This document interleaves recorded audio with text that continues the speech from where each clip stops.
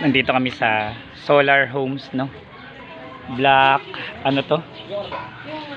Block 4, lot 43. Block 4, lot 43, Solar Homes, phase 3. Piso wifi na naman. Ayan na naman, nagse-set up na naman kami. So yun guys, so dito guys to sa ano, Solar Homes, Dasmariñas. Malapit lang po sa may ano, Green Breeze. Yan, Green Breeze. Phase 3, Solar Homes, Block 4, lot 43.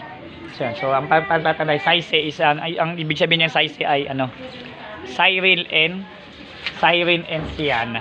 Cyril and Sienna. So grocery store siya dito sa dulon-dulo ng phase 3, Block 4, lot 43. Yan. So okay na okay. Mayroon na din silang GCash, kompleto magkatapatan grocery store. So yan. So maraming salamat po kay Madam na nagtiwala sa atin sa PC mo gawa mo. So okay, kay Ma'am Mads, maraming salamat po ng Teresa Cabuco, La Trinidad, maraming salamat din po. More blessing to come po. So marami pa po akong dapat daanan ng mga piso wifi. De Ocampo, kay Ma'am Maynar, kay Sir Ronnie ng ano po, ng Timalan. So magkita-kita po tayo, sana matapos ko. At saka kay Ma'am Dered ng Pasinaya West, sana matapos ko po kayo lahat. So sa dami po kasi ay tapos ganito pa yung panahon, pabago-bago. So hindi ko po hawak din, no? Sana madaanan ko po. Dapat po kasi kahapon. So yung iba hindi ko po madaanan sa dami po kasi ng mga client, no? And then ang dami din pong order. So kung kailan naman po holiday sa Kanagan, so wala tayong magawa kasi matindi din yung pangangailangan namin.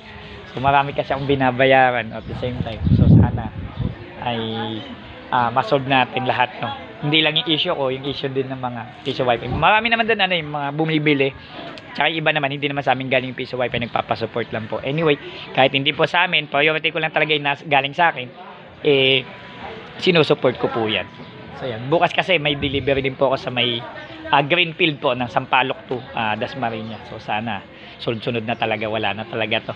Hindi na ako pinagpahinga, no? So hanggang ngayon po hindi pa rin ako nakaka-recover yung boses ko somehow. So yun, so shoutout pala sa mga relative ko from Batangas, Lipa, Batangas. So yun, galing ako doon ng isang gabi pero hindi ko na masyado highlight kasi for privacy reason. Siyempre family matters na yun. Pero maganda kasi ano yun, reunion somehow.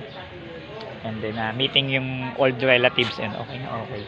Si Brother Will ay nasa loob gumagawa ng saksakan. So sana po ay kumita yung ating mga piso wifi na mga bumili po sa amin. Maraming salamat po sa inyo sa pagtitiwala. More blessing po sa lahat. Isi mo gawa mo, don't forget to subscribe.